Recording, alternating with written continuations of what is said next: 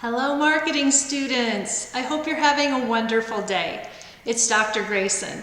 Today's topic is around integrated marketing communications, or IMC, as you will see it in the marketing literature and in practice. Integrated marketing communications is really important because it allows us to be able to create a process that will ensure that our messaging to all consumers in our target audience is consistent and on point with our brand. Let's get started. Here's what we're going to talk about in this section. The importance of integrating your communications. As I mentioned, we want to be sure that every touch point we have with a consumer is on point with the message that we want to portray about our brand. All too often what happens in companies is that you may have 2 or 3 people or even more working on their own pet projects or even strategic initiatives. And what happens when they don't communicate with one another, or that they're not aligned to the overall brand messaging that's put forth by the person in charge of marketing and communications, sometimes we get in trouble where we're sending mixed messages, and we don't want to do that to consumers. The next thing we're going to talk about is understanding the importance of key messages and how to develop them. Finally, we'll look at some theoretical communication models, why we do what we do to influence our receiver of the information, and lastly, the steps that we should follow to build an effective integrated marketing communications plan. Marketing communications, or integrating the communications, IMC, is done through a process of coordinating all of the communications, whether it's sales promotions, customer care, social media, promotional, advertising, selling, into an integrated platform so that we all have the similar message to the consumer. And the left hand knows what the right hand is always doing. The reason we do this is because consistency is so important in the mind of a buyer. Perception of consumers needs to be that a brand or a product or a service has very consistent messaging that does align to their overall objectives. So what we do is we coordinate those messages into a plan. We develop the key messages, and then we create a touch point analysis and make sure that whoever is communicating, whether it's directly one-on-one with a customer or through social media or some other large communications channel, that they're integrated. So what are key messages? I think of key messages sort of like the 2 to 5 things that you want a receiver of a message to walk away remembering. We live in a world where we're bombarded with messages, and we can only retain so much. So as a communicator or a marketer, you need to be able to hone in on those few messages that a consumer or receiver of that information, you want them to walk away remembering. Another thing that this does is it provides consistency. As I mentioned, people like to have consistent messages because what that does is it makes us authentic as a brand. It develops trust. We're not flip-flopping ideas. And it also allows us to provide a sense of dependability. And finally, developing key messages helps us answer the tough questions. So when I think of key messages, sometimes what I do, and I've done through media training that I've had in my career, is that I generally come up with, think of key messaging as a poker hand. You have 5 cards in your hand, and at any time you need to know what each of those cards, or in our case, message, means. So you should always be prepared with the 2 to 5 cards that you might have to pull out when someone asks you a difficult question or someone asks you something about your brand. Think of it sort of as an elevator pitch of the 5 key things you need to remember when someone asks you a question. So there's lots of rules in developing key messages. First of all, it has to be short. We're not writing a dissertation or a thesis here. We're writing some very short, succinct messages that a consumer can walk away with and remember. If it's too long or it's full of jargon and acronyms or industry speak, we're going to lose the receiver. They're not going to encode the message the way we want them to. It also needs to be compelling. Don't talk about something that's not going to be of interest in a particular context. It has to be relevant.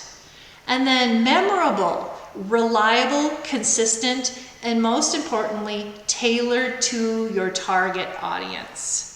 So those are the rules you should be following as you're thinking about that deck of cards or those 5 key messages that you're going to create for your company's brand. So let's practice a little.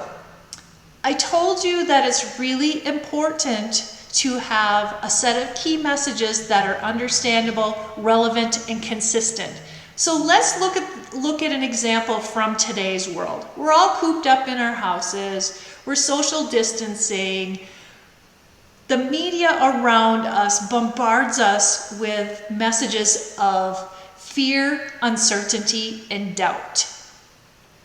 And so as a person responding to the messages, fear, uncertainty, and doubt, and questions, let's watch President Trump and try to determine if you can identify in this period of time that he's been answering questions regarding COVID-19 or the coronavirus, if you can identify a few of his key messages and whether you think they are consistent. So I'm going to flip over here really quick. Hopefully this technology is working. Are there worries about a pandemic at this point? No, we're not at all. Look for the key messages. We have it totally under control. It's one person coming in from China. We think we have it very well under control. We have very little problem in this country at this moment. 5. We pretty much shut it down coming in from China. My administration will take all necessary steps to safeguard our citizens from this threat. Now, the virus that we're talking about having to do, a lot of people think that goes away in April with the heat. It's like around 12. Many of them are getting better. Some are fully recovered already. So we're in very good shape. I think it's going to work out fine. I think when we get into April and the warmer weather, that has a very negative effect on that. Very well under control in our country. Because of all we've done, the risk to the American people remains very low. People die from the flu. And this is very unusual. And it is a little bit different, but in some ways it's easier and in some ways it's a little bit tougher. But we have it so well under control. View this the same as the flu. When somebody sneezes, I try and bail out as much as possible. It's going to disappear. One day it's like a miracle. It will disappear. And from our shores, it could get worse before it gets better. It could maybe go away. We'll see what happens. Nobody really knows. The fact is, the greatest experts have spoken to all. Nobody really knows. We're ordering a lot of supplies. We're ordering a lot of elements that, frankly, we wouldn't be ordering unless it was something like this. But we're ordering a lot of different elements of medical. We only have 15 people and they're getting better, and hopefully they're all better soon. Now the Democrats are politicizing the coronavirus. And this is their new hoax. If you're healthy, you will probably go through a process and you'll be fine. You take a solid flu vaccine, you don't think that would have an impact or much of an impact on corona? No. We are, I think, doing a very effective job. If, we have thousands or hundreds of thousands of people that get better just by, sitting around and even going to work. Some of them go to work, but they get better. I said calm. You have to be calm. It'll go away. We're doing very well, and we've done a fantastic job with respect to that subject on the virus. We're prepared and we're doing a great job with it, and it will go away. Just stay calm. This is the most aggressive and comprehensive effort to confront a foreign virus in modern history. We need a little separation until such time as this goes away. It's going to go away. 1.4 million tests on board next week, and 5 million within a month. I doubt we'll need anywhere near that. It's a very contagious virus. It's incredible, but it's something that we have tremendous control of. I was talking about what we're doing is under control, but I'm not talking about the virus. And we're going to win, and I think we're going to win faster than people think, I hope. America will again and soon be open for business. Parts of our country are very lightly affected. You're going to lose a number of people to the flu, but you're going to lose more people by putting a country into a massive recession or depression. There are large sections of our country probably can go back much sooner than other sections. It's hard not to be happy with the job we're doing, that I can tell you. On this vote, the yeas are 96, the nays are 0.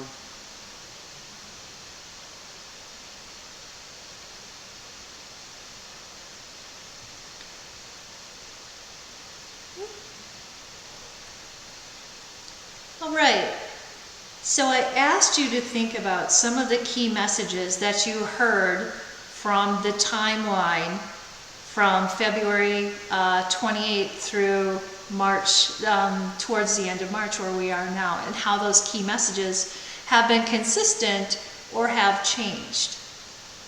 So I want you to, on your own, think about that as a marketer. I found a few that I thought I heard President Trump say, we have it under control. That particular message was throughout. We're going to shut it down. There's only one person that has it, then 15, then hundreds of thousands. We're going to shut it down. It'll go away in April with the heat. It will disappear. The risk remains low. Stay calm. We're ordering supplies. People are getting better. We need to be prepared to do a great job. And then finally, this is a foreign virus. So I'd like to know whether you agree with the key messages that I pointed out there from what I gleaned, and whether you think the key messages were consistent over that really short point in time. So I'll let you make your own assumptions on that. So key messages was the first thing. The second important component of any integrated marketing plan is that you need to integrate all customer, consumer, or receiver touch points. And what I mean by this is anything, any communication that is decoded by a consumer or a receiver. That could be advertising, sales promotions, personal selling, customer service, public relations, direct marketing, events and experiences, social media. Wow, many of these functions are operated by separate people within an organization. Particularly the larger the organization gets, the more difficult it is to integrate communications. As I mentioned in the beginning, each of us have our own objectives, our own strategies. We hope they ladder up to the higher overall strategy of the organization, but we need to make sure that you have minimally one person or one department that all of those communications funnel through so they can ensure that the messaging is on point. So now I'm going to discuss models of communication. This is from communications theory that comes from our friends in social science and also in marketing. But there's models that we use of how people retain and get information and how it's translated in their brain. So there's three models of communications that I want to speak to today. The first is one-to-many. This is very traditional marketing or communications. One-to-many is one message that I create as a firm or a person, an individual, and I communicate that message to the very broad audience. So let's take, for example, a Super Bowl commercial. In a Super Bowl ad, you have 30 seconds to get your message across. And it's done in, very fun and creative ways oftentimes, but that same message is delivered to everyone. It's not really tailored often to a really minute target audience.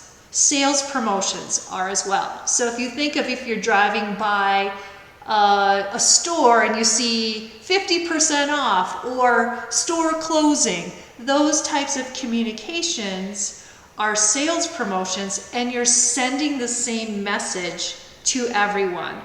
Public relations, the same way, could be something that you do through a news release. So your focus here in this model is building a communication that is best suited for the widest audience.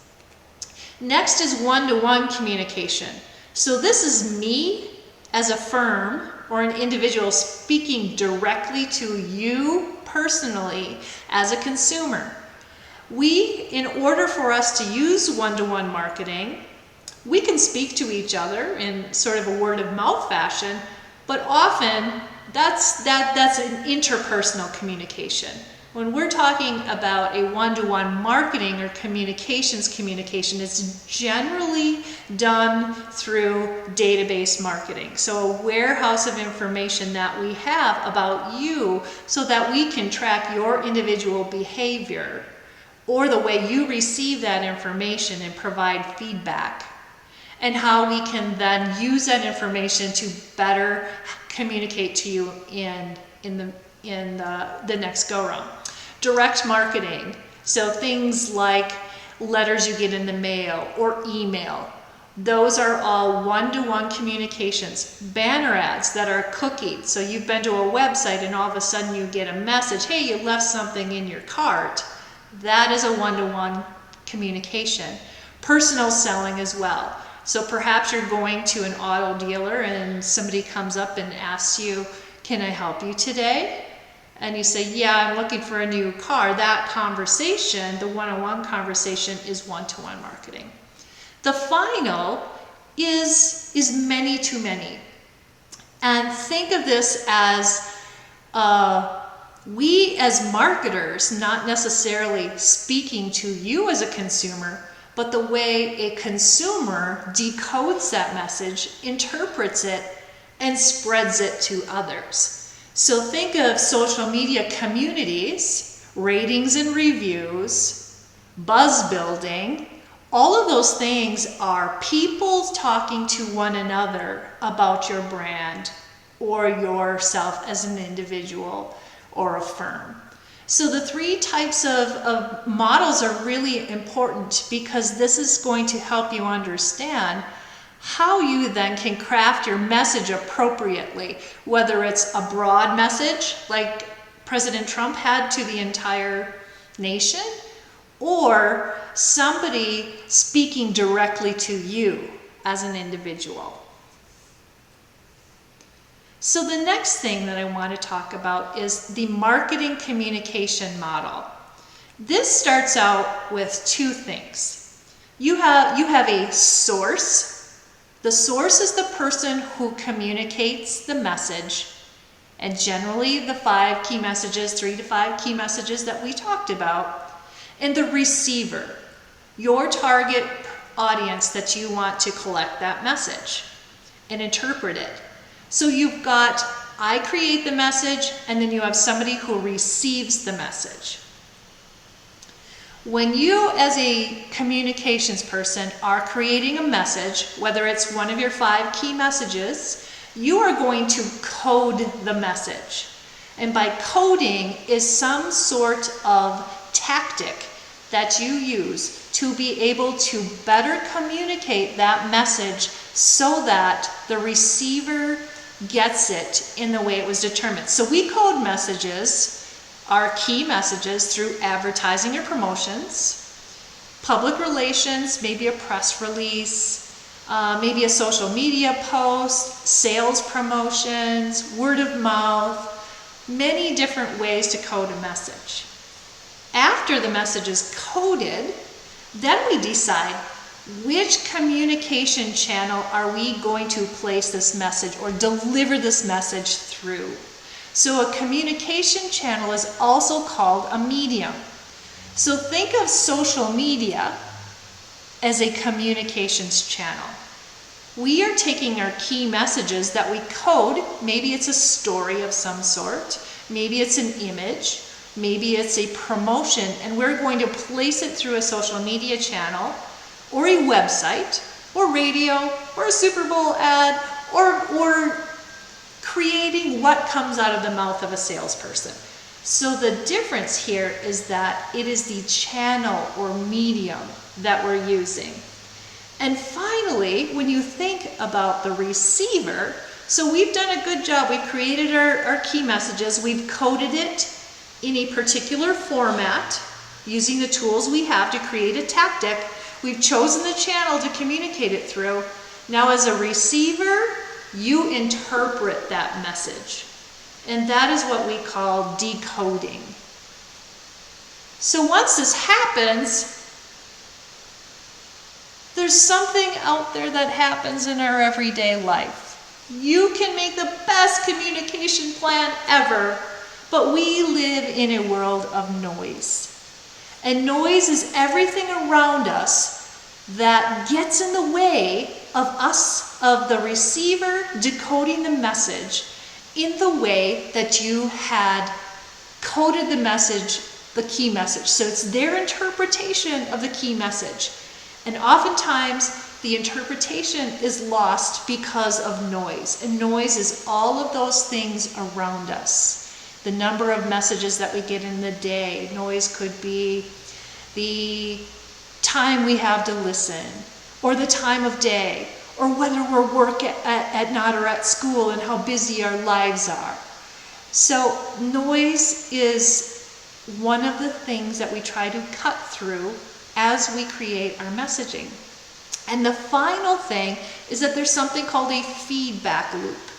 So we've got this linear process that we're developing for our integrated communications marketing model. However, we always get feedback from the customer. And the feedback could be, did they listen or didn't they listen? Did they code it right or not? And how do we know this? We know this through our key performance indicators, or the analysis that we do. Did they buy or did they not buy? Did they tell somebody the right thing about our message when they talk to somebody face to face?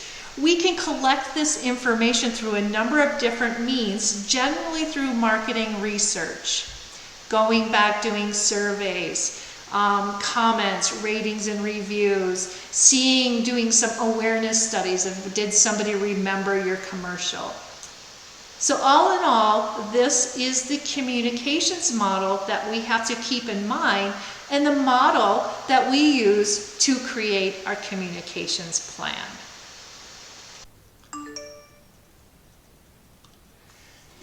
Now that we've looked through the steps of the marketing communication model, I want to take some time to walk you through each one of those steps in a little bit more detail. The first is the encoding, so the encoder. So as marketers, it is our job to create a communication in a way that will be memorable for the person who consumes it. We call this the encoding process. So basically what we do is we take our key messages for our program, and we physically create what we would call an asset, a physical asset or a creative asset. We try to enhance the meaning of our message through things like words and music and imagery, sometimes smell, sometimes spokespeople, maybe even an animated character. So if you look at my examples here, I have two different ads Oh, one is an ad and one is an actual bag of green beans. So let's start with the green beans. So if our target audience is getting children to eat vegetables, maybe what we do is, if I were Green Giant, I might create a package of vegetables that would be targeted toward a young person, or maybe a parent who wants to get their young person to eat vegetables. So in this case, they've selected SpongeBob SquarePants. That would resonate with a child who likes SpongeBob, and perhaps they make the connection between, well, if SpongeBob eats it and it's good for me, I might give it a try. The second ad that I have here is what I call the kissy face ad. And you've got this young man here who's probably kissy faced all over by his auntie who loves him so much, and she's got her lipstick smeared all over his face, and he doesn't seem happy, as you can see. So what the message here is less about, I'm going to use a Kleenex to blow my nose because I'm sick. Maybe it's about, you're going to use that to be able to wipe the love off your face from your mama or your auntie who's giving you all these great kisses. So it's a way to translate a message into something that is more memorable. And we call this encoding. The second thing that we do is we take our encoded message and we put it into a type of communication. So the message could be a print advertisement like we have here for the V8. The encoded message, or what we're trying to tell our target audience here, is that V8 is really great and healthy for you. It might even help you lose weight. It's a good supplement or replacement for vegetables that you may not like or have time to eat. But we're going to create a type of a form to put this communication in. It could be a social media post, maybe a YouTube video, an infomercial that you might see on QVC or Evine. It could be, what you're going to put on your website, or a podcast all about losing weight and V8 vegetables, or even word of mouth. So the message itself is the communication type that you're going to put, you're going to create with that particular key message set that we had that we're encoding from the last step. Then we select a medium. A medium is simply a communications channel. It's how we reach our target audience. And the mediums that we use as consumers can be quite different. And depending on where you are in your buying process or just in your awareness, you might use different mediums. For example, if I am in the market for the lipstick that goes on the, I'm the auntie who wants the pink lipstick for the kissy face of my, my loved one, I might resonate with a message that is on an Instagram post. Whereas maybe my mom, who is much older than me and buys lipstick, she might be more, she might consume her media through television because she has more time on her hands and she watches TV. So you need to match the type of medium with where you believe your target audience is consuming information. You also need to make sure that you're not mixing a poor medium with a message. And one example of this could be, say you're in the market for a really wonderful, fantastic meal. And as the marketer, you know that you want to show these great visuals of the dinner that you're going to get when you go to this special place. So the visual itself aligns itself very nicely to a visual sort of medium, like social media or perhaps television or maybe even a billboard. However, you may not get that same effect if you're going to use that message about the wonderful meal in a Spotify advertisement or some sort of audio a type of a podcast or even the radio. So you need to make sure that the message that you're encoding works with the particular medium. The next thing that we do is the receiver decodes your message. So remember, we want them to decode the message in the way that you intended from your 5 key messages. So if you look at my example here, I've got the Clorox wipes, which as we know are very difficult to find these days in the grocery stores. However, if we were in our normal society right now, in the way of life that we're all accustomed to, this ad is really cool because what it does is it shows a lifestyle image of when you make spaghetti sauce, you're likely going to drip on your beautiful white new countertop. And so they're connecting the white flag or the SOS help me flag with the Clorox wipe. So we're taking a message and we're trying to cement it into some sort of relevant example that will work for you. Because anybody who is a cook knows that you're going to spill, and yeah, you hate when that happens. So if you've got your Clorox wipe there, you're going to survive your cooking experience. So this is a good way of demonstrating visually and through just some simple messages how you can get the consumer to remember the value of your product, in this case, super easy cleanup of messes while you're cooking.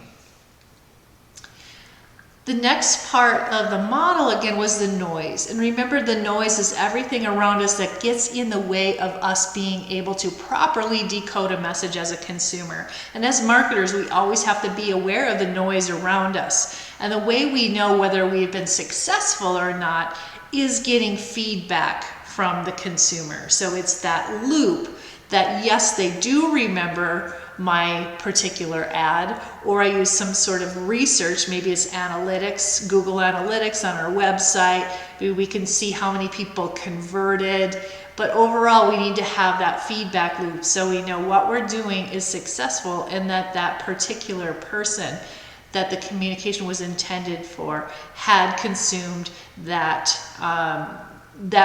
particular piece of content and we met our objectives. So those are the 5 stages. Now I want to move into developing an integrated marketing communication plan. And if you recall, the reason why we put an integrated marketing communication plan together is we have all of these disparate types of communications that we're pulling together to reach different target audiences or just even internally within our company. And sometimes when we work in silos, we don't always align our objectives and our key messages together. So it's very important as a marketing organization that you have one overall plan to ensure that all of the communications are in sync to the overall brand. And you know, really, really great smart brands like Apple, Nike, and others, they're very good at making sure their messages and their plans are integrated. There's 5 steps to developing a promotion plan.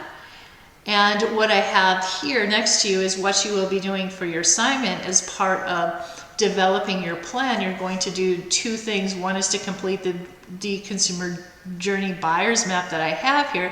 And I'm going to sort of walk through how you can think about pulling together your plan by using this tool.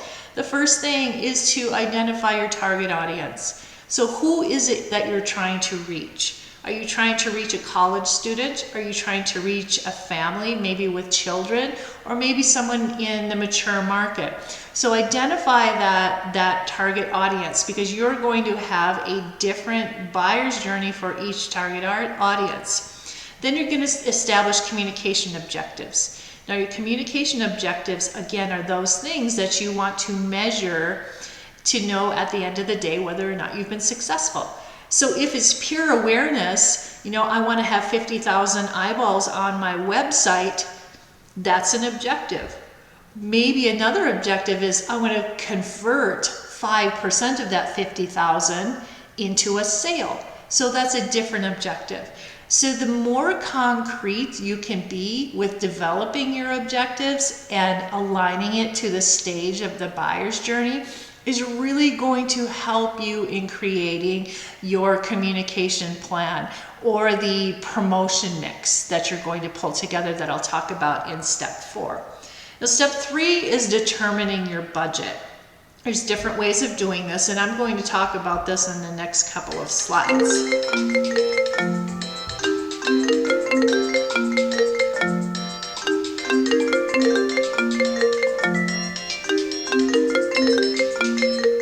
Hello, this is Kristy. There are 5 steps to creating an integrated marketing communications plan. And one of the ways that I like to think about this is applying a plan similar on top of our consumer buyer's journey map. So if you will see here on the screen that I have a snapshot of the buyer's plan that you've been working on and you will do for your integrated marketing communication assignment. And so we start off with identifying who the target audience for our particular piece of this plan. And the target audience could be a college student, or maybe a young family with children. Perhaps it's a single empty nester like me, or even my parents who are at home all day long in the mature market. So once we've identified that target audience, then we establish our communication objectives for the plan that we're attempting to reach. And you may have many different objectives, and hopefully you do within your plan. So one objective could be something as simple as, I just want people to gain awareness. And gaining awareness could come through maybe a Facebook advertisement or an Instagram post, or even getting 80,000 eyeballs onto your website. So your objective then is identifying numerically or in a percentage how you're going to quantify that particular objective you're trying to accomplish.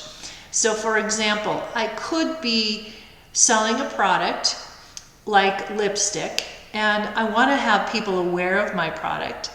And so I might do some advertising just to get people to come to the website. So my objective might be, I want 50,000 people to view my website. However, I may have another objective that's further down the buyer's journey that says, of that 50,000, I want 1,000 sales out of that. So you can see that they're very different objectives, and we will probably change our communication or our promotion mix to meet those specific objectives. But it's really important in the second stage to line that out. Third, we're going to develop or allocate a communications budget, and I'll talk about the different ways of doing that in a minute. Designing our promotion mix is, what are those tactics that we are going to use that will help us reach those objectives based on the budget we have. And then finally, the key performance indicators, or understanding, have we really met our goals? So let's look at them in general. One thing I wanted to keep in mind, I've talked so much about target audiences and how it's really important to hone your communication to the audience, or hone it in that so it will resonate with your particular audience. But I do want you to keep in mind that we live in a world where you're not going to be able to limit other people finding your communication. So you sort of have to think a little bit when you're developing your promotion or your communication for your target audience, that there will be other people. Maybe people will share it with their friends and family, or the news media might pick it up, or your competitors will get a hold of it and maybe position it against you. So just remember that although we can be very tight with our target audiences, that sometimes we have to think about what is the broader reach. Again, I talked quite a bit about communication objectives, and it's important for us to know that we're going to set objectives for every stage of the buyer's journey, whether they're in just pure awareness or evaluating options, obtaining information, making a decision, or even, your post-decision purchase activities. And we call those the hierarchy of effects. Now, I want to spend some time talking about the different ways you can establish a marketing budget or a communication budget. One of the most common ways that I found in my career is something called the percentage of sales method. I am not a fan of this method because I don't think it's very strategic. So percentage of sales method could be something like, if you are expecting $100,000 in sales for the quarter, we are going to give you 1 or 2% of the forecasted revenue for you to spend in marketing. So basically you are given a percentage of revenue to be able to spend to generate enough demand to get that $100,000. The challenge with that is that it's just an arbitrary number. And it's good for a financial benchmark, but really when we're trying to create a successful marketing program, we want to look at how much money it takes us to generate the demand. So I'm not a fan of percentage of sales, but you will encounter this because it's an easy, measurable, benchmarked type of strategy that many companies use. There's also the competitive parity method, and what this is you're going to match the amount of money minimally that your competitors are spending. And you can buy reports from on the secondary market to attempt to figure out how much your competitors are spending on their advertising. Again, I'm not a real fan of this. I think it's important to understand if there's any disparity between how much you're spending and how much your competitors are spending in terms of their communication budget. But I really believe that the third, or what we call the bottom-up budgeting technique, where you start off with your objectives. I need 1,000 sales for the month, and here is how I'm going to create enough demand in order to reach those sales, and then ask for that amount of money. And in that way, you can really identify this particular amount of money that I spent on this tactic did or did not work to the objective that I set forth. So those are the three types. Obviously, my favorite is always starting with the objective and being more strategic. The next thing that we do once we have our budget is we really start to figure out what promotion mix we want to use. If you remember, the promotion mix are all of those different tactics that we have available to us for the different stages of the buyer's journey. And we want to determine not only where we're going to place in which channel, or how we're going to design the communication or encode it, and specifically what message would be used based on where that person is in their thought process. It's really important to go through that process of selecting, based on your objectives, based on your promotion, which mix you're going to do. And by mix, I mean all of the different tactics together. And are you going to put perhaps 30% of your budget or your demand generation in awareness and 10% in conversion, or maybe you've got such high awareness that you're really going to focus in on redesigning your website to get more buyers to convert? That's what I mean by communication mix, is what are the percentages of different tactics that you can use. So how do you pull this all together?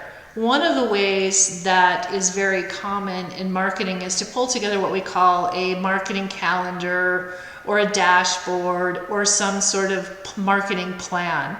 So for this particular assignment that you're doing, I want to see everything holistically on one sheet of paper, because remember that it's really important for the left hand to know what the right hand is doing, and that regardless whether you're working in PR or sales or in promotions or social media, you have it in one document where a person can scan through and say, yeah, this message is on point, and we're spending this money on this promotion mix, and does it make sense for us to do this campaign in PR at the same time we're doing a sales promotion? So I've laid out here a marketing calendar template that you can use, and you'll be using this. So what it allows you to do, these are just ideas, by the way. You're going to create your own ideas. You're going to populate this calendar with the types of activities Maybe you'll select, I'm going to look at a calendar, a quarter calendar, a year calendar, and then you're going to populate this with the budget that you're going to spend. Simple, easy spreadsheet that you can start off with creating a plan and getting the ideas and thinking through all of the different promotion mixes that you might want to consider for your plan. So let's wrap up based on today's big points. So we started off with understanding the importance of marketing communications and ensuring that our key messages are aligned and everyone is marching to the same objectives for the organization. We also looked at the marketing communication models and how we can code messages in a way that will resonate with our target audience, and making sure that at the end of the day we have that feedback loop and we know what's working and what's not working well. And then finally, the steps in building an integrated marketing communication plan. So this is part 1 of 2 videos. The next video that I will do will be going through the integrated marketing communication assignment that you have coming up due in a few weeks, and that will be more specific on your how-tos to pull that together. As always, I am here for questions that you might have. Feel free to email me, text or call me, or hop on my virtual office hours, which are Tuesday and Thursday from 9 a.m. to noon. And I have my Zoom account there. So thank you. And